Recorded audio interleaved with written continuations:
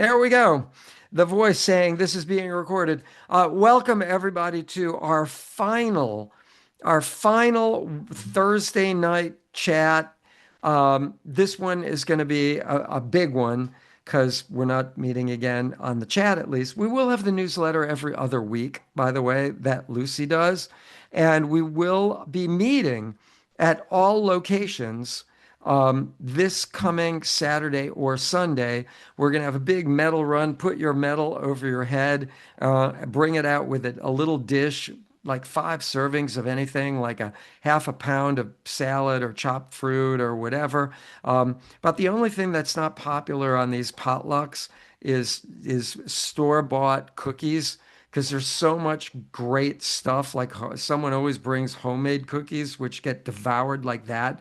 Who the heck wants cold store-bought cookies? They just never, usually the bag or the box never even get opened on store-bought cookies. But regardless, bring anything food-wise. First, we're going to go for a 2 to 3 mile walk or run, and then we're going to, or maybe longer if you really want to with your group. And then we're going to all get together and have a potluck. That's Saturday, normal time, 7 o'clock for the medal run with your medal on, and 8 o'clock for eating.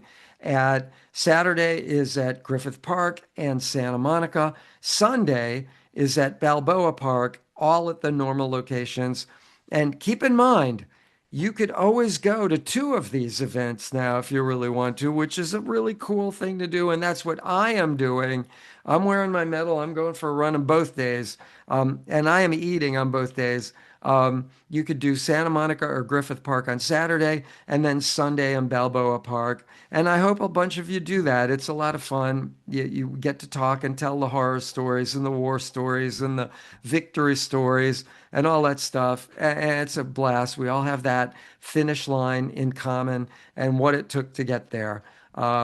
Last night I was at track and nobody wanted to do the stretch or, they all wanted to talk, which is a wonderful thing. So, David, you have a quick question.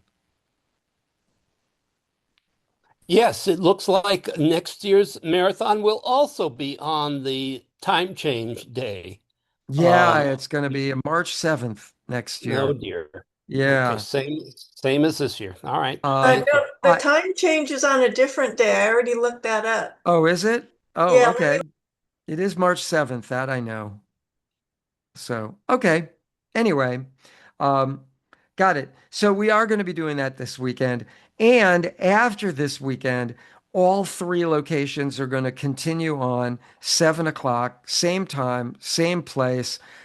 Griffith Park has a potluck every week, year round.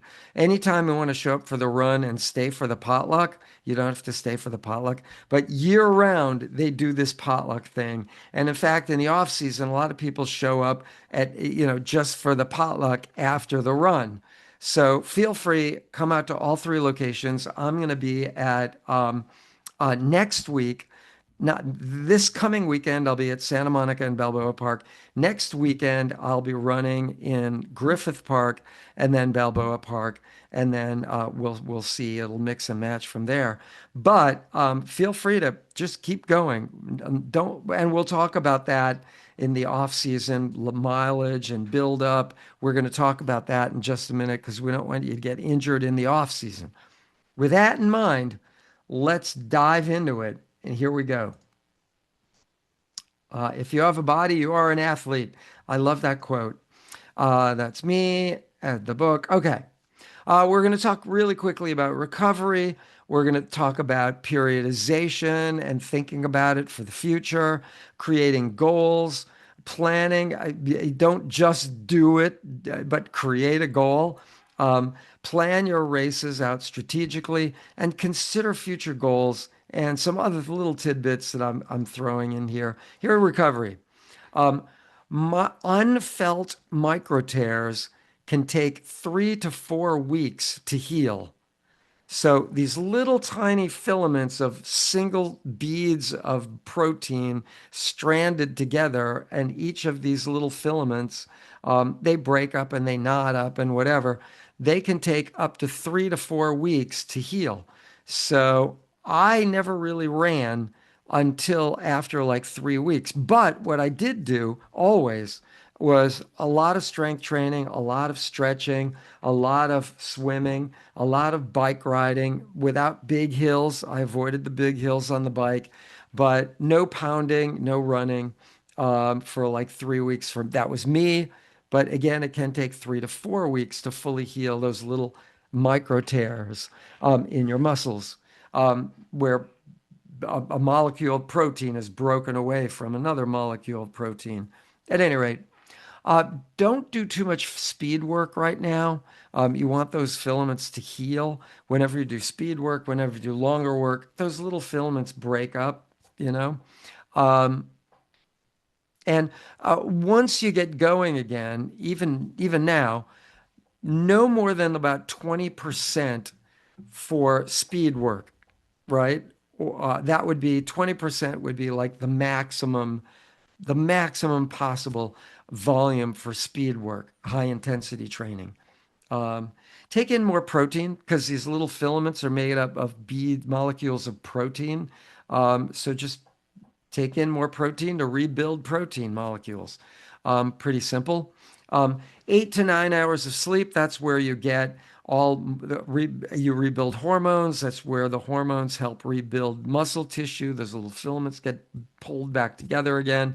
Um, Take a taper week every few weeks. Once you start building again, take like every third week at least, take a taper week where you're dropping down to 50%.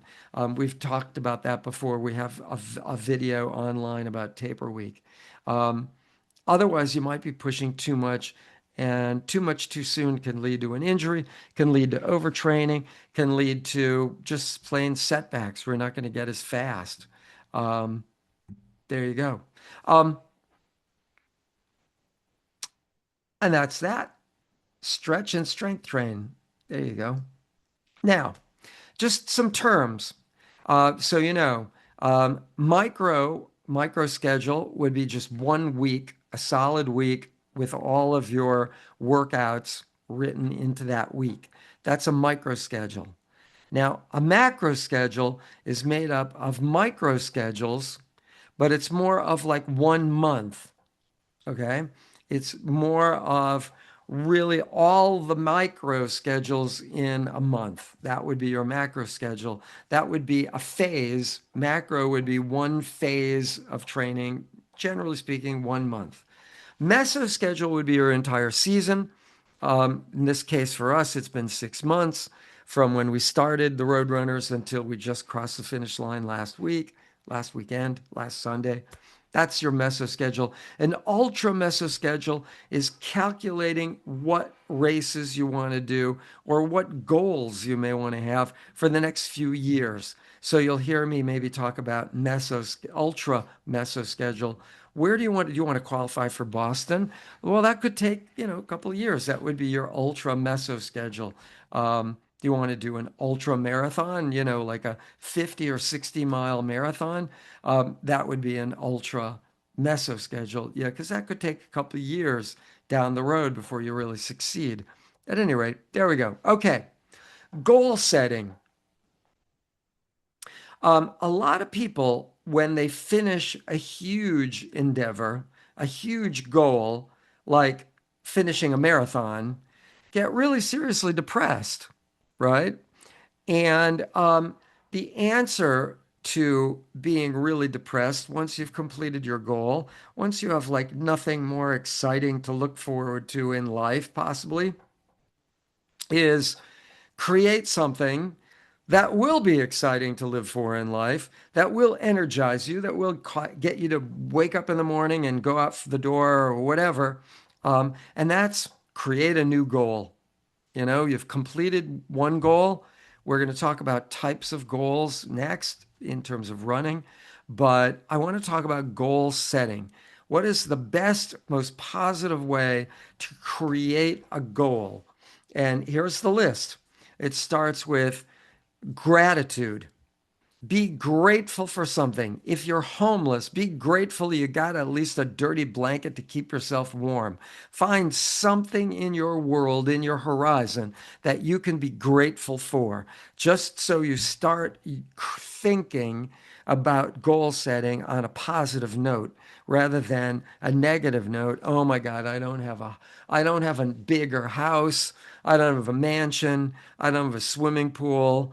I don't have a tennis courts in the back of my house. I don't, what else don't I? I didn't qualify for Boston this year. I didn't win the LA Marathon.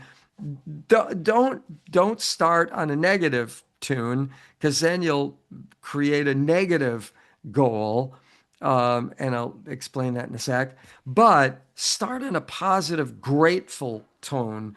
Think of something that you're grateful for, whatever it may be. You're grateful for the Roadrunners, that you have all these people that you just met and became friends with.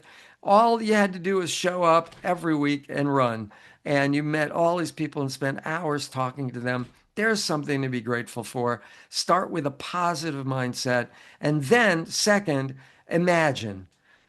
Imagine the broadest throw your horizons out to the biggest possible thing, even if it seems impossible. Someone just reminded me of one of our athletes, an LA Roadrunner athlete I knew from about 25 years ago. And Rose, I found her one day sitting on a street corner. She was helping us in Griffith Park back in when the group was USA Marathon training there. And she was sitting on the curb and she was very contemplative, and I wasn't sure whether she was really depressed or something was wrong. Or so I drove up, I parked my car, I sat down next to her on the curb at the side of the road, kind of near the water table she had already set up. And I said, Rose, you okay? And she said, Yeah, I was just thinking. I said, Yeah. She had just completed the LA Marathon, by the way, and she had no more goals, right? So she was thinking of a goal. And she had such broad horizons. And she said, I'm thinking of going to med school. Well, to me, I can't imagine going to med school, but I was in my youth surrounded by people who became doctors. There are doctors at the LA Marathon, at the Roadrunners, a ton of them. So to me, it didn't seem like a huge, monumental, overwhelming, impossible task. So I said, "Well, what's keeping you from doing that?" And she said, "Well, she said, I'm the first person in my family to ever even go to college," she said. And so to her, going to med school was this monumental idea.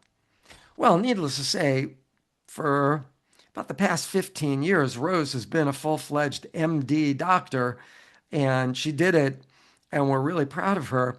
But, she finished one goal, and instead of being depressed and having nothing, she chose this huge thing, and she did it.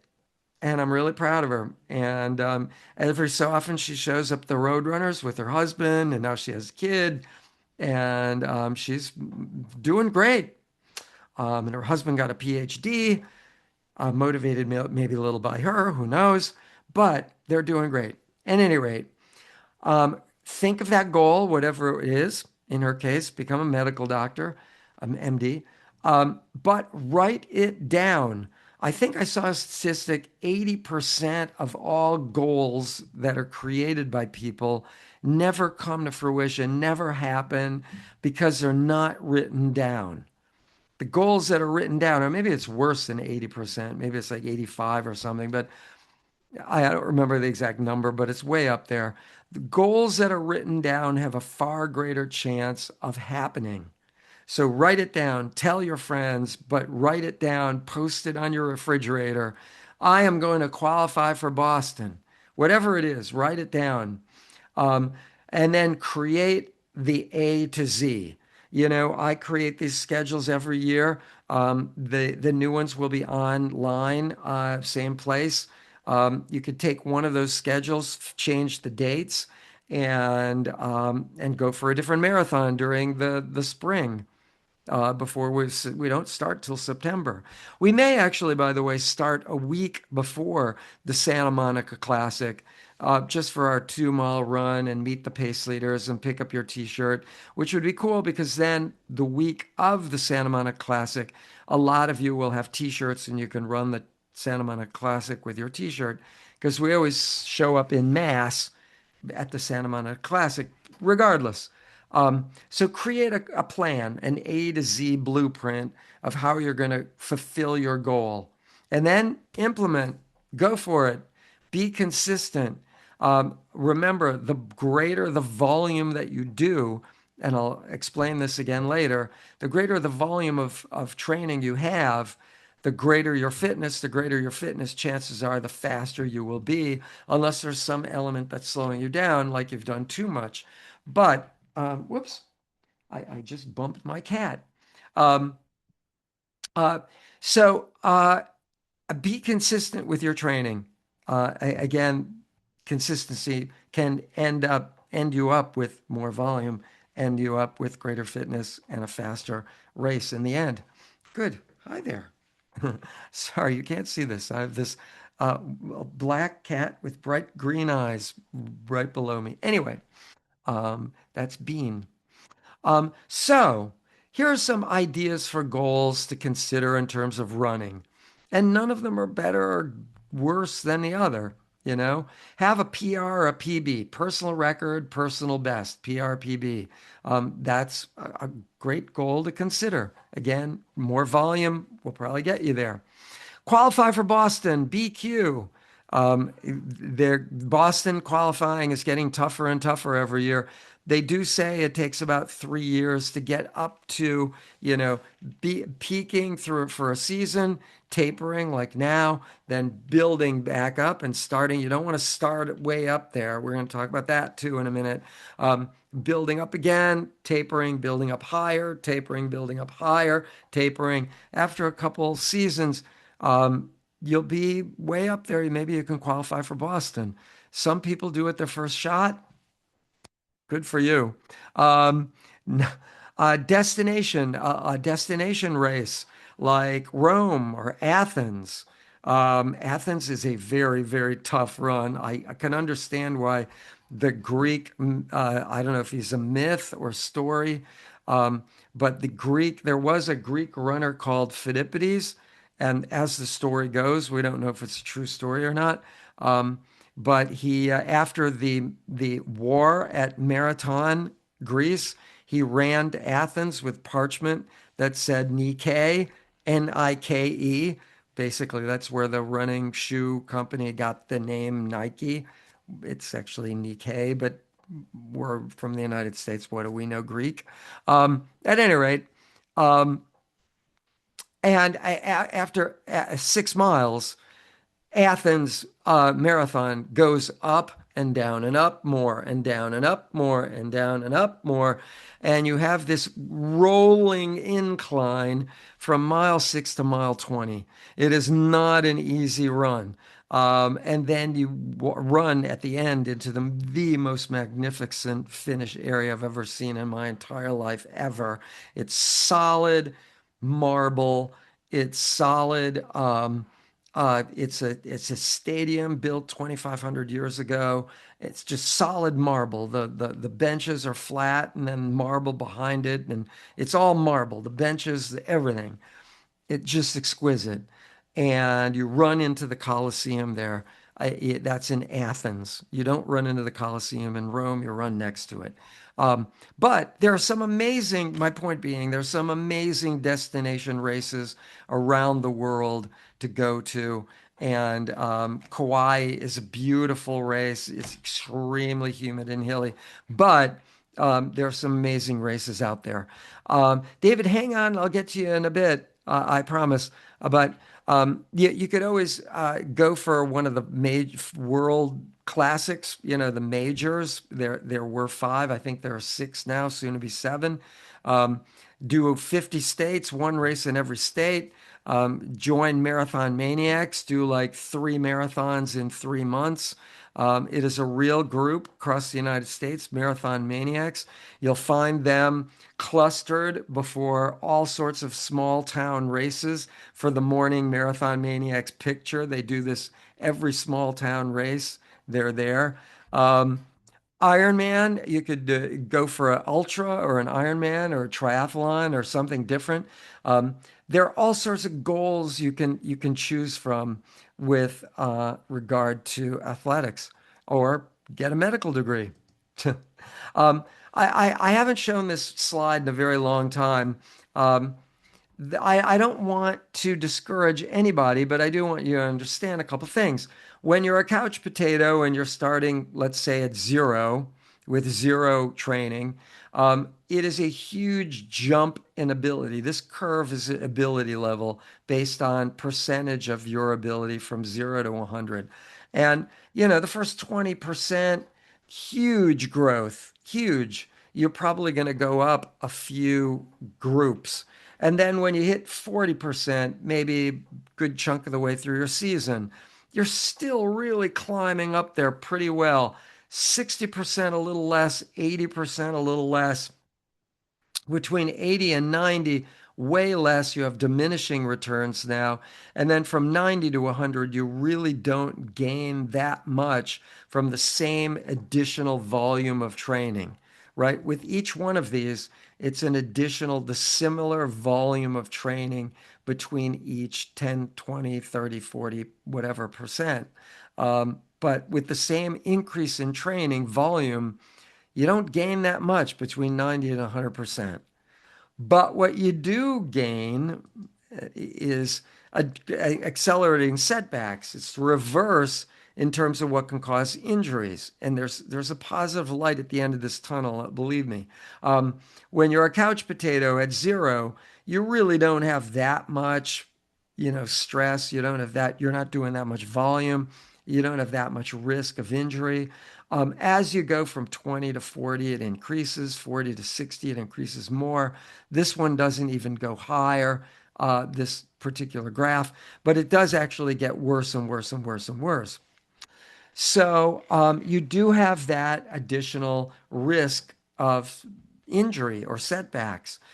On the other hand, if you do strength training and more strength training to offset the risk, that risk diminishes dramatically. Okay. You can make mistakes and suddenly jump up and do too much, and the risk won't increase that much. It will increase, but not as much when you have strength training, because you're basically, to some degree, bulletproofing yourself against injury. That would also include gentle stretching to release the tension in the muscle. Um, but okay, enough said on that one. Um, Now, off-season work. Let me move me a little out of the way there. There you go.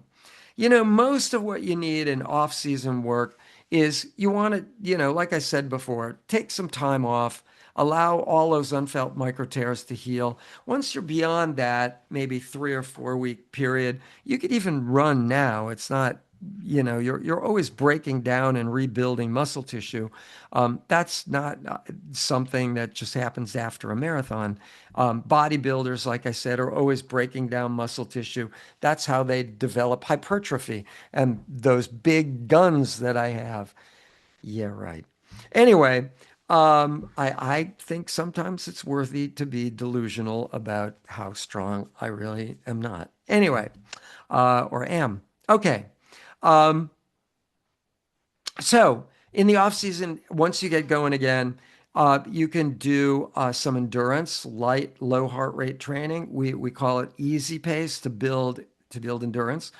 They also call it online. A lot of videos online call it zone 2. There's a ton of videos on YouTube explaining what zone 2 training. It's what we did every weekend, called easy pace.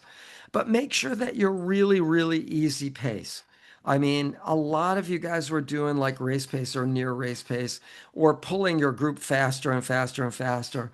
And basically, we needed to slow you guys down. So make sure that it's really, truly not just comfortable for the first mile, but comfortable at mile 10. You're not slowing down because it's too much. You're maybe have the ability to speed up at the end, and it really does feel easy. That's zone two training. Um, Strength train. I basically discussed this. Going to the gym, you can have home weights. I have home weights. You can use your body weight for lunges. You can do dead bug where you're on your back and working your core. There are all of these exercises you can do with just your body weight, and you don't have any weights. Pilates, yoga, all good stuff for strength training, for rehabilitating your body after a giant thing like a marathon, but also to strength train so you're not going to you're kind of bulletproofing yourself against injury. So, hit training, high intensity interval training, speed work. You can do a little of that, but give it a couple weeks before you get into it, before you start running, um, before you really start doing the speed work, the high intensity interval training. Flexibility and mobility, stretch, foam roll. There are mobility moves. At any rate, do all of that stuff to release the tension in your muscle. As you do a marathon, as you do long runs and build in volume, your flexibility is going to become, and mobility will become tighter and tighter and tighter. So stretch and foam roll and do mobility exercises, which are different from actual stretching. Um, General health study. Um, Indicated that this was a university study. There were a couple of them out there. Harvard, one of them, Harvard School of Health, part of the Harvard Medical School, showed conclusively that anyone who gets 3 hours of exercise a week, steady exercise a week, pardon me, had significant benefits from that in terms of longevity, living longer, less risk of severe illness, meaning cancers and other similar illnesses. So you live longer and you live healthier. DNA strands don't shrink as you get older as much. And there are all sorts of benefits from that. On and on and on. 3 hours of exercise a week. So I recommend that. Continue that right into your off season. Like I said, right after the marathon, I used to swim, bike, not run really, but strength train. So there are always exercises you can do even now. 6 hours, you got almost twice, or you got twice the benefits as 3 hours. So go for 6 hours. There you go with that. And let's jump back into it. Good. Um, Build races. I mentioned earlier, create a plan, the A to Z. And if it has to do with a race, create a plan from A to Z that builds in race volume. You don't want to do like a marathon, then a 5K, then a half marathon, then a 10K, then a that would be nuts. Build in volume, build races throughout the season. In other words, real simple. Start with a 5 or a 10K like the Santa Monica Classic, then do a half marathon like the Rose Bowl half, then finally end the season with a marathon, the LA Marathon.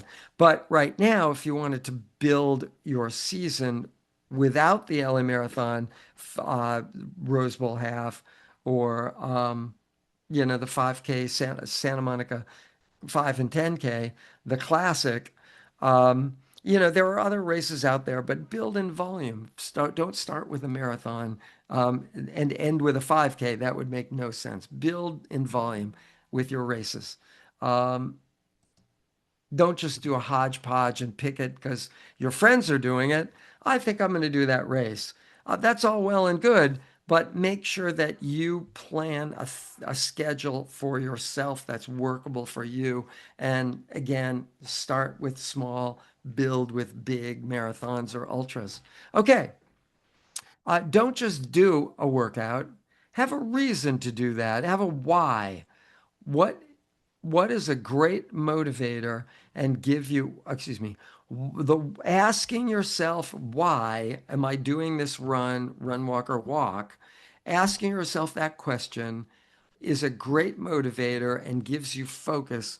For example, if you're doing a speed workout, high intensity interval training on a track, know that if you're going really high intensity, you want to um, engage and train faster muscle fibers. That would be a really fast run. That would be like 200 meters, 300 meters, 50 meters. That would be to engage and train faster muscles. But if you want to do a threshold run, in order to do that, you'd be going like 85, 90%, 95% of your HR max, your maximum rate that you're capable of doing. You'd be way up there in heart rate. If you want to train to, for example, raise your threshold, well, now you need like 75%, maybe as much as 80%. But now you're going longer. Now you're going at least 800 meters, half a mile, to beyond a mile, maybe 20 minutes for a threshold run. Just at that high heart rate, it would be maybe a little less than half marathon race pace. It'd be a little faster than 10K pace. Got it? So have a why and not just do it. That doesn't motivate you. Just let's just do it. No, have a reason. What's the focus for this purpose? The purpose for this workout. Is it aerobic? Is it endurance workout? Is it anaerobic, like I just talked about, speed work, threshold work? All those things are good reasons to do a faster or slower run. Hill training. Hill training will build strength in your quads or glutes.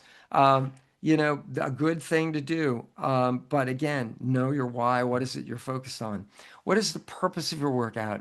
And above and beyond all, have fun with it. Just go out and just have fun. If suddenly it's not being fun anymore because your foot's hurting or whatever it is, stop, walk it out, see if you can't fix it, and then go back out and have fun. Um, be very careful to train when you're no longer having fun. Oh God, I do not want to get out the door.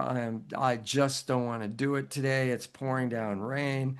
Um, Make sure that you're having fun to instill motivation within you to do that thing, whatever it is that you want to do. Um, so there we go. Now, whoops, what happened here?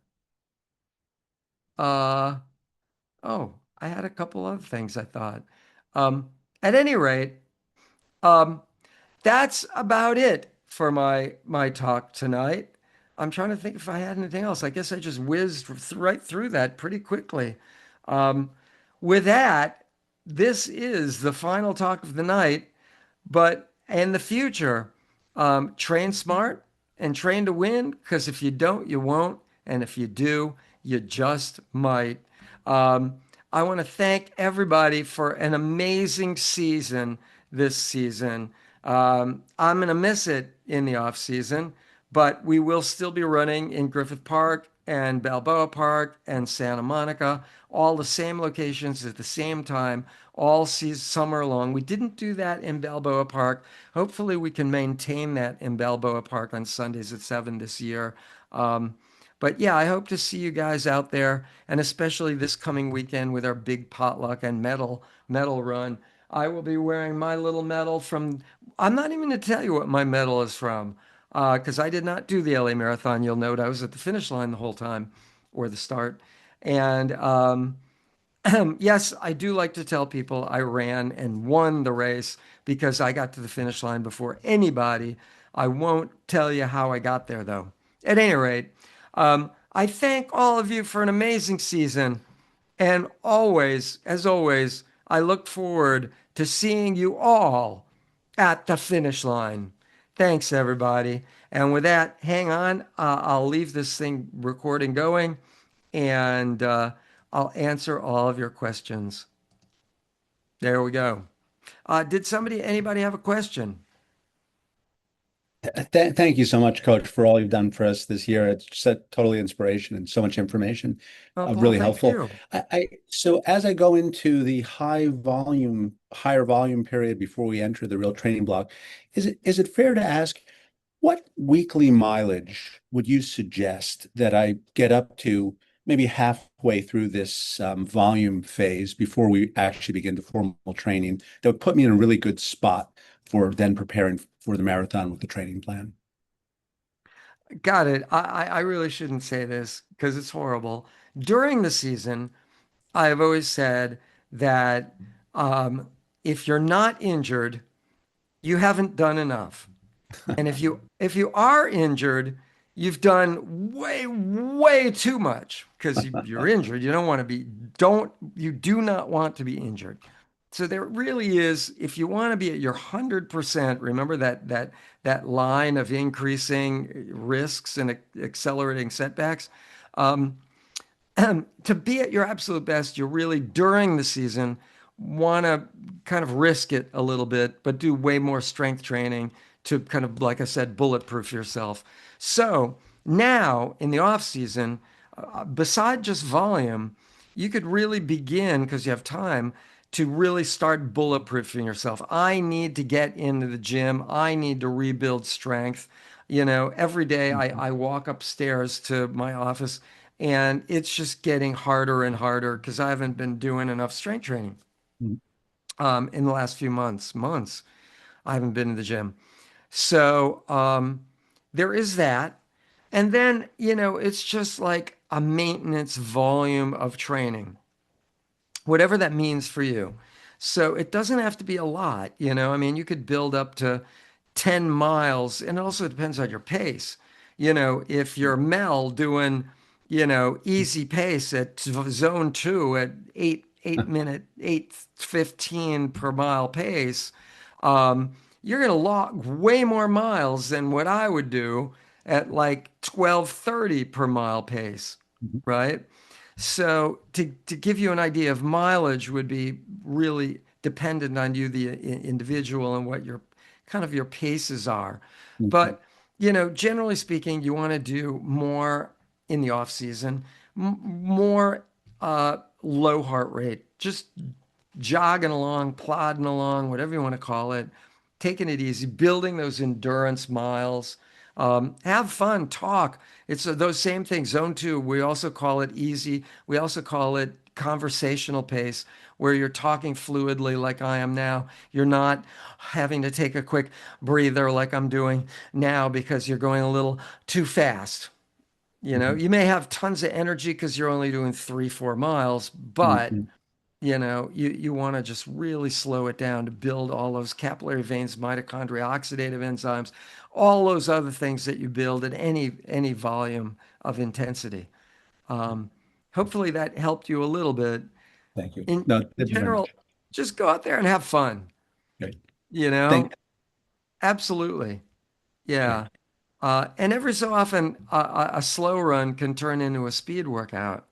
Mhm. Um, I am very well reminded. I was doing a slow run on my own up and down the Strand in Santa Monica and Venice, actually. I was in Venice at the time. And I don't know what the hell was going on, but on the running path, the walking path, suddenly I was surrounded by two police officers on motorcycles on either side of me, and behind me was a fire truck. And I'm like, I can't go left or right because there are these motorcycles, and Right. they're like smiling at me and saying hi. I'm like, hi. And I'm like thinking I'm about to get run over. And suddenly I'm running down the middle of this thing, and I am the only runner. There's nobody else. And there are crowds pulling off to the side, and they see this lunatic, me, suddenly speeding up like crazy because I'm going to get hit by a fire truck. Right. And all these people think I'm something special and they're all applauding. And I mean, there are hundreds and hundreds of people. And I must have run like a mile or two this way. And I finally said to the motorcycle, I think I'm going to get behind you and, you know, get out of this. Because, but you never know when suddenly speeding it up can become a really fun thing. You're suddenly see a bunch of friends who are going really quick. As long as you have that strength training under you, yeah, go for it. Have fun. That was a really weird run. I'll never forget that one. Thank you so much, and wonderful story. Thanks again. Thanks. Yeah. David, I see your hand is up. Yeah. Oh, yes, I want to talk to you about slide 9. You were inviting everyone to do world marathons, Oh, and no, no, it no. would, Only one possibility for a goal. One possibility for a goal. And there are some really exciting world marathons out there. I think it would add to your presentation if you added visuals. Oh, the picture. There's This, the Coliseum at the finish line.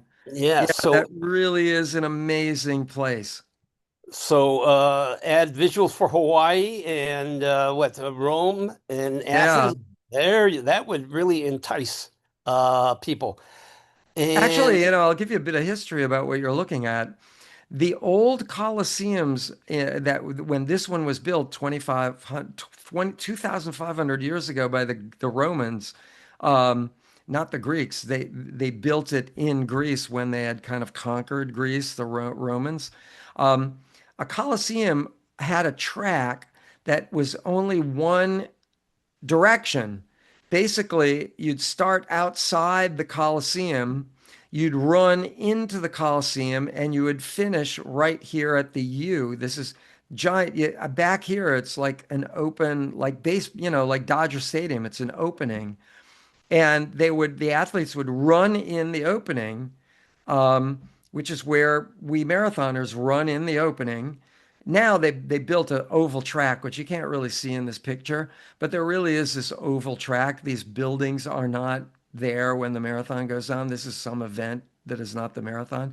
But at any rate, the king and queen would sit right here front and center at the end of the horseshoe. So the athletes would basically run right at the king and queen and stop over here on the track. And then they would walk over and who the winner would shake the hand of the king or queen. And that was traditionally what a track and a coliseum was. Um, and then eventually they created an oval, so you go around and around and around. Point being is they didn't have a marathon back then. They didn't have these long runs where you needed an oval. They just had sprinting like 100, 200 meters, something like that, way back in the ancient, Roman Greek days. So I just thought I'd throw that in there. Little piece of history. But David, yeah, thank you. I appreciate that. And yeah, that really is a magnificent place. That Roman track in Athens. It's in Athens. It's right in the heart of Athens, Greece. They built that. At any rate, I'm going to turn off. Anybody else with a question about anything that I just said? Um, Anybody else? yeah. Question. We began this session talking about next year. How about the Olympic year? How will that Mhm. impact the 28 marathon? How will the Summer Olympics here in LA impact that? Will we be qualifying? Will the LA marathon be a qualifier for the Olympic marathon? Thank you. Well, first, you have to qualify. You should know. First, you have to qualify with a couple elements to this. First, you have to qualify for the qualifying marathon in order to get on the Olympic team, right? There is a qualifying marathon, and the winners, the top four, really top three. The fourth is an alternative, but an alternate in case one of the top three get injured. But um, that you have to qualify for the qualifying marathon. And yes, the LA Marathon, I'm not recommending it because it's sort of a slower marathon with all the hills up front early in the first 6 miles. But the LA Marathon could be considered, it is a USA Track and Field certified, sanctioned, all that race. And yeah, any USA Track and Field certified, sanctioned race is a qualifying race for the qualifying marathon. Now, here's the problem. Your qualifying marathon to get into the qualifying marathon to qualify for the Olympic team, God, is as difficult as that already sounds. I'd have to look it up exactly, but I want to say women now need to finish. Used to be 240. I believe it's now like a 135, 137, excuse me, 235, 237 marathon. And men, it's more like 220, 225, something like that. To just get into the qualifying marathon to then be the top three or four to get into the Olympic USA team. Will the course be different? Yes, the 2028 LA Marathon course will be different from the LA Marathon course. It will probably be like a two-lap course or whatever, so people could see everybody go by a couple times, because it really is even more so than the LA Marathon. The Olympic course really will be a course to like watch a spectator course. You know, you're watching the Olympics, you know. But I got to tell you something else. That, by the way, that's kind of the word behind the scenes that it's not going to be the same.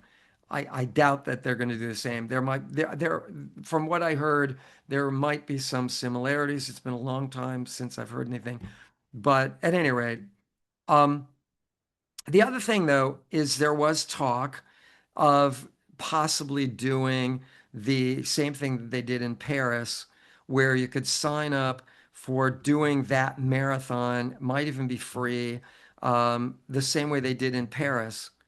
So the front runners would go out, and then the masses would kind of follow along. And they may do something similar. Highly, who knows? Um, but that was a consideration. We don't know if that's going to happen or not. They did do that in Paris. You should know they did do that in Paris. It was sort of a train wreck. It started hours late for security reasons, but that's a possibility for the Olympics. Hello, Coach David and everyone. I'm eating dinner while. Okay. We already got that one. Enrique says, "Hi, Coach. Do you have a promo code?" No, no promo code yet. It is absolutely and will absolutely be the cheapest the LA Marathon price is now. Even with the promo code, it will only get it back to what the price is today.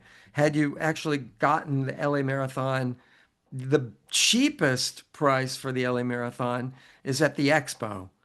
You know, had you gotten, last Friday or Saturday, gotten into signed up for LA Marathon 2027 there, it was still under $200. What they're telling me now, it's a little over 200. But there you go. I definitely am going to push for everybody to sign up who's going to sign up to do so before the new year, before like mid-December even, just to make sure everybody gets in. And you're going to hear me saying that one a lot this coming year, because we had, I don't know, about a dozen people that didn't get into the LA Marathon that would have liked to have. Julie says it looks like they are ranking B finish times. Yeah, there is for the Olympics. There is an A and a B finish time. Um, uh, I don't fully under. It depends on your finish time whether you get into the A corral or B corral of the qualifying marathon. Um, but yeah, I think they are starting to rank the early comers for that qualifying race. Evie, daylight savings in 2027 is on 314, not on 37. The marathon is 37. The daylight savings change is on 314. Good there. Evie, thank you very much for that. Good note. Mondo, thanks, Coach. I appreciate all the info. Mondo, I thank you. Evie, thank you, Coach. Evie, again, thank you. Vanessa, thank you so much for all your guidance, Coach David. You and my LARR team got me through my first marathon this past Sunday. Vanessa, congratulations to Vanessa Lopez. That's extraordinary. You are now one of a limited volume of people in the world that can call themselves honestly, I am a marathoner. You are it. So, Vanessa, congratulations. You're one of us. Tina, thank you. Tracy, thank you. Jens, thank you, Coach, for everything all season. You are the best. Oh, well, Jens, thank you very much. Joe, where can I watch this video after tonight? Oh, it'll be on our Facebook site, but it'll be embedded on our YouTube channel, along with all the other videos, or most of them from this entire season. I think I got all of them this season. I'm not sure. Mondo, can't wait to sign up again with LARR. LARR signups are not, I don't think they're online yet. I heard something that made me question that, but I haven't heard that they're online yet. So maybe they are. Or maybe you can sign up with the LA Marathon and LA Roadrunners together. I think that's what I just heard tonight. That's the first I heard of that. I don't think you can just sign up for LA Roadrunners separately yet. I don't quote me on this one. I really don't know. Tina said YouTube. Yep, that's where we are. Mondo, how soon can we sign up for LAR season? Well, if you sign up for the LA Marathon, it sounds like you can also click on LA Roadrunners and then pay for all of it together. That sounds like something they're doing. But later on, I believe in June, you'll be able to sign up for LA Roadrunners at like the cheapest price, whatever. We have never had for LA Roadrunners, unlike the marathon, unlike the Rose Bowl, we've never had discount codes for Roadrunners. Not in many, many, many years. I don't know that we will or won't this coming year, but I'm doubting that. But at any rate, the sooner you sign up, once it's available, the better, usually, always. Mel, gratitude and appreciation for the support and encouragement during my season four. That's season four of the LA Roadrunners. My first LA trying to break 249. I'm going to continue trying to break 249 at Long Beach.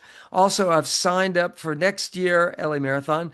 It was fun! Exclamation point. I'll incorporate the run walk during this phase. Mel, excellent. Yeah, Long Beach, great race. Um, yeah, there are some other great races out there um, that I definitely recommend. And good. Yeah, Mel, I'm excited. 249. This year, LA Marathon, hot, hot, hot. As the heat goes up, your pace goes down. There's just your heart rate goes up, which you're now with your heart rate higher and higher because of the heat to cool your body off. You're using more and more glycogen, right? That limited reservoir of basically carbs for fuel, sugars for fuel. So yeah, a tough run to have a PR on or break 249. Any race is tough to break 249. What am I talking about? Um, yes, sign up with the marathon. Yeah. LAR. Mondo, thanks. Good. Cool. Anita, I signed up for LAR with the marathon. There you go. That's the second person tonight. I heard say that you could sign up with the Roadrunners and the marathon already right now together. You click a button and you can sign up for both. So for good news, Anita, thank you very much for that. Anybody else have a question? Evie, you have a question? Yeah. Yeah, so the finished cutoff time is 6 hours and 30 minutes. So for my own understanding, does that mean that at 6:30 they start breaking down the aid stations, even if people are still out there, so they can reopen the roads? Because it seemed like there Hmm. were no aid stations at a certain point in the last 8 miles. And so I was just curious about that. Wow. This, Okay. Um, Last year or the year before, I'm not sure. I haven't heard the stories from this year yet. Yours is kind of the first piece of the story I've heard yet so far this year. But um, there is an official cutoff time of 6.5 hours. That does not mean they stick to it. Last year, year before that, we still had Santa Monica Boulevard on the other side of the finish line, going west, you come back to the finish line coming east, right? So that was still open at like 7.5, 8 hours. That's mile 18. Um, that was still open. The street, excuse me, the street was still closed and it was still open to runners on the street.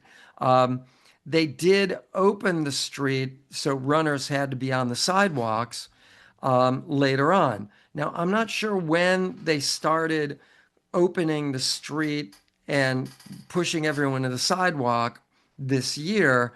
They were, and I'm told, did have a couple aid stations, meaning water and hydration, water and electrolyte, and some minimal volume of uh, first aid, at a couple different aid stations that were still on the course, even though the streets got opened up. I don't know what time you went through the finish area. I got to tell you, at 10 hours on the clock, um, Santa Monica Boulevard going west was open at 10 hours on the clock, not 6.5, 10 hours. I was there. The going west, the street was open at 10 hours. Going east, the street, part of the street was still closed because they were still tearing down the finish line. You got this huge finish area with all that food and the giant thing overhang with that says finish on it and all that, LA Marathon on it. They were tearing all that down and they moved a smaller makeshift finish line, which is had an archway also, but much, much, much smaller, to the sidewalk next to the mall on Avenue of the Stars. And that, even though they tore that framing down at about a little after 5:30, which would have been like 9.5 hours on the clock, something like that. Um, they still kept a finish line open with mostly legacy runners, those people who have done now 41 marathons. A couple of them finished their marathon and then went to this makeshift finish line. And you were still getting, they would write it down on paper and send it in. You were still getting an official finish time. They brought a forklifted over a ton of medals. They forklifted over a ton of food. You still had all the food to choose from. You still had a medal that you got, and that was 10 hours. And they were anticipating that they would be there. That's when I left. I just had to leave at like 6 o'clock. But they were still anticipating the final woman, probably the same they thought as a year ago, to finish. And a year ago, she finished at 9.5, excuse me, at 9:30. She finished at 9:30 at night. So you could still finish and get a medal and get your official finish time and get all the food and all that at 9:30 at night when the last person finished. And then when the last person was reportedly off the course, as best as they could tell, then they would all go home. So there is that. I So didn't take that long, but I did take a while. yeah, But it was just, there was not a lot of water, right. like mile 22 to 26. It was Hmm. the hardest 4 miles I've ever done in my life, I'm telling you. Oh, I'll bet. Yeah, you do need to, if you're going to be that slow, you do need to bring some water and gels and, that stuff on your own. Um, yeah, you can always fill up at like mile 10 and then, if you make it there by mile 20 and there's still an aid station, fill it up again. If you have a water bottle or a bladder in your backpack or whatever. So, yeah, Thank you very much. sure, of course. Um, let's see. Oh, Joe asks, why did the Kenyan go down at the end of the marathon? Well, there's a whole thing. I don't know if how many of you saw this. There was there were two guys. One was in the front, and then another guy who was behind him, actually a guy from the United States, won the LA Marathon this year by a tenth of a second. And the guy, the Kenyan who was in front, a long, long time during the marathon. Um, there was a kind of a debacle about a block before the finish line where two women kind of came out with banners, and I'm not sure what their banners or flags were. And appropriately, this guy was following the motorcycle, and the motorcycle appropriately veered off to the right when you know, the corral began, right where the metal railings on both sides began. So he pulled off to the side. Now the runner, kind of just maybe disoriented by these two women running next to him and a little ahead of him and dropping back. I don't know if that got to him or not. Certainly he was disoriented, probably because of the heat, probably because of how hard he's been pushing himself. But he actually followed the motorcycle off to behind one of the barriers, right? He then, realizing he's on the side with all the people and will not be able to get through, after a few steps, turned around, went back around the barrier because he would have either had to jump over it or go back around it. He ran back around the barrier and then started running for the finish line. And while he did that, the guy from the United States was catching up and catching up and catching up. At the very end, he leaned forward like a lot of track stars do, so that your head, your upper body, will cross the finish line before your feet, and in that way give you a slight advantage where you're crossing the finish line, ahead of just being upright. You're a little in front, right? You gain like a fraction of a second, right? Guys, sprinters do that quite often, where it's fractions of a second count. Well, he probably, in leaning forward, he either was really fatigued, you could pretty bet on it, but he was either fatigued and just fell over because he was already leaning forward to catch the tape, as they say, and try and win the race. Or it's also at the same time he went over the finish line timing strip. We all know that the timing strip that goes across the road that connects with your chip on your bib number, on the back of your bib number, that gives you your finish time, right? Your official finish time. Well, my guess, he was leaning forward, his foot clipped that thing. He was extremely fatigued. He couldn't recover and just went wham, and he just didn't get up because he was just done.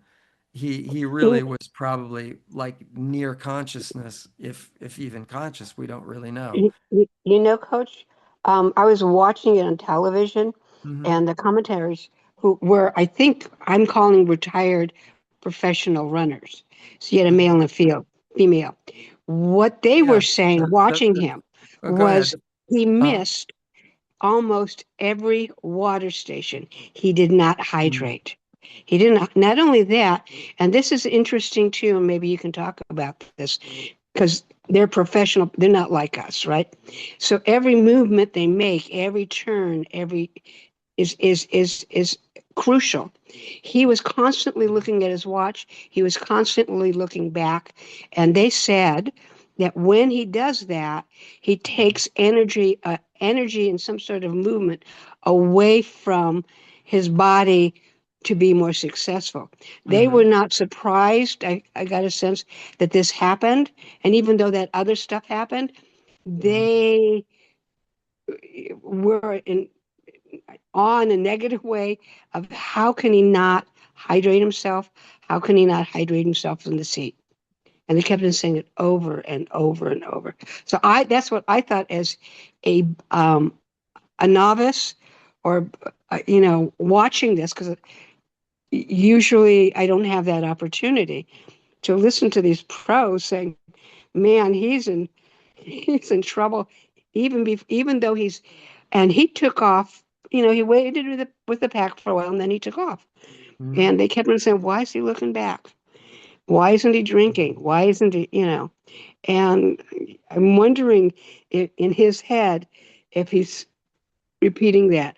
Why did I do that? Why did I do that? Let's just say when he gets home, or probably long before then, people will tell him.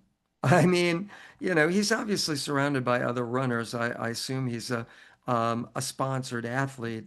You know, he did well with what he did, but yeah, he obviously made some major mistakes along the way. And yeah, you could tell he was pretty delirious. By the way, one of those announcers was Dina Castor, who set the U.S. marathon record and half marathon record Yes. years ago, and she was the one who talked to us before the Rose Bowl. She was one Wow. of the commentators, the woman commentator on KNBC, talking about the race. And I don't know who the guy was. I didn't catch who the guy was. I haven't seen the playback. I just knew she was going to be one of them doing it. So, yeah, very knowledgeable lady and really a sweetheart too, I must say. She has a great book. Um, Pardon me, I owe her a thank you for showing up at the Rose Bowl last minute, for all of us. That was really sweet of her to do that. So, yeah, all good points. Yeah, you need to drink. You need to And take that's in what you tell us carbs. all the time. You tell us that all the time. And it was like, it was really an aha moment when somebody who is so finely tuned was not doing it. Made no sense. Yeah, and that guy from Kenya, I think the average Kenyan makes like $100 a year, right? Can you imagine if that guy went home with $30,000 in his pocket, how many Yeah. years that would last? And he Yeah. lost that. I don't know what second place makes. It's a fraction of the first place. But he just blew it. A tenth of a second he lost by. He would have won had he not gone behind that barricade, that he not it kind of veered You off know, behind you're that probably barricade. right. Oh, I know, because I heard people say that that cost him 6 seconds, and he only lost by a tenth of a second. So, That's true. yeah. I mean, there were a lot of other things he did that caused him to lose time that would have won him the marathon. Like you said, turning around. You ever try and run sub 5 minute pace? Run, you're going straight and you're trying to look around behind you. You ever try and do that? Oh my God. I've never run sub 5 minute per mile pace, by the way, but running at my fullest, that's really tough to do. Um, Anita, question. If you're doing a race like Chicago later this year, at what point of your training plan do we jump in to start training for that since we trained up to the for the LA Marathon? Um, you want to start back at the beginning. I think Chicago is a good 6 months from now. So you really would do well to taper for 2, 3 weeks, and then however many weeks left, change the dates, change all of that. Then, jump in there. One thing about my schedules that were online is they have 3 weeks that you can delete, 2 weeks before the Rose Bowl half and 1 week right after the Rose Bowl half, all having to do with taper and recovery for the Rose Bowl half from the Rose Bowl half. So you can delete those 3 weeks, delete that, and then 2 weeks before the Rose Bowl, 1 week after the Rose Bowl half, and then change your dates. And that would probably still give you a couple weeks to do, strength training and swimming and biking and, something other than running to really heal your body. You can always run in water. I forgot to add that. I have a slide of they call them, it's a brand, Aqua Jogger. They're these blue Aqua Jogger vests that go around you. They're about this thick. I have one in my closet. I'm looking at it. But at any rate, um, and you could always use an aqua jogger. You won't even touch the ground and you just run in place in water. And you do move. It's really boring. You move about this fast. And that would maintain your endurance while you're, you know, uh, swimming and biking, all that. Strength training won't really maintain your endurance. You're going to drop in endurance. If you really wanted to maintain, um, and you got a lot of it, you could run in water because you're getting no pounding, no breaking up really of significant volumes of muscle tissue to heal from, right? There's a lot of density to the water, so you're really working those muscles the same way you would work them if you were running, but no pounding, right? So you could run in water to maintain endurance, but get off the land for at least a week or two, I would recommend, and then build up from scratch. However many weeks you have left, start there. If it's week one with 3 miles as your long run, start there, and slowly build up again. You could increase the volume of intensity that you do. In other words, if you're doing schedule 2 or 3, you could do schedule 4 or 5, which have more intensity in them, higher intensity, not higher, but greater volume of intensity to easy pace, zone 2, low intensity training. There's more high intensity, closer to that 20% usually. So keep all those factors in mind. But yeah, you don't want to jump way up. You can get injured. You don't want to, go back to peak and then build higher. No, start from where, lower level, drop it down and slowly rebuild your season. Maybe a little higher volume. Um, Maybe a little more speed work volume, a little more volume of zone 2, everything. But start that in the off season, the zone 2 off season, especially in strength training, and then get your schedule. Anita, thank you so much. Thank you. Here we go. Evie said, thank you, Coach David, for all your help in getting me on my 4th LA Marathon finish line.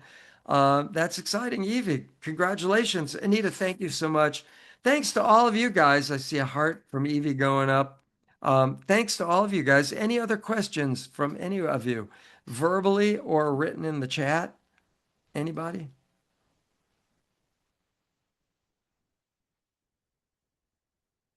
Elvia Phelps says, anyone running the rock and roll uh,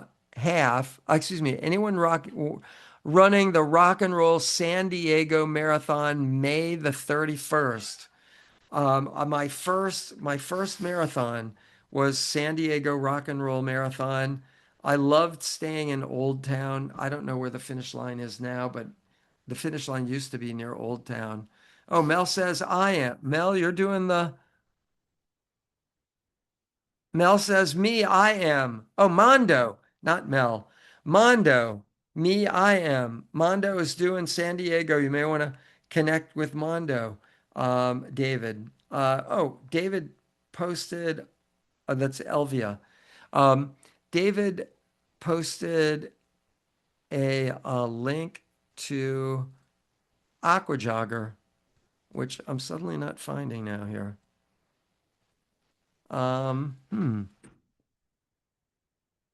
I just totally lost my place. Here we go. Um, Here's a link to Aquajogger. You could get Aquajogger on Amazon.com. They make different kinds of Aquajoggers. You know, they make belts. I have the vest, which is probably the better one. Yeah, it's good product. Anyway, you could find it on Amazon. Just type in on the search of Amazon Aquajogger, AQUA, and Jogger, Jogger, and I won't share that. But anyway, David, thank you for that, and all good. Let's see, 2 more. Elvia, I'll be I'll be at the meetup Saturday. Lots to talk about, Elvia says. Great. I love that. You'll have a lot of people, I'm sure, with similar experiences. Um, uh, Mondo said, who's also doing San Diego, there was the question, how is anyone doing it? It's a nice course, except for, doesn't really say, for Huge Hill at mile 10. Oh, Huge Hill at mile 10. They've changed that course a couple times, so I'm not sure what the course is exactly like now. And that's all I got.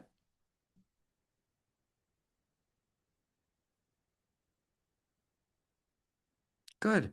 Anybody else, verbally or in the chat? I think before we continue, I'll stay on a little longer, but I am going to turn off the recording of this. To those of you watching the recording, thank you for joining us. And for those of you online live, I will stay on for a little bit longer. And for those watching the recording, good night. Thanks for watching. And thank you again for a great season, everybody. Good night. We start up again Thank you, in Coach. about 5 months from now. Thank you. In September, but even before that, we'll have a chat and some group runs in the off season. Besides, we'll have some special runs in the off season, just besides the normal location runs every weekend. And with that, I bid you all a good night. Those of you watching the recording, good night.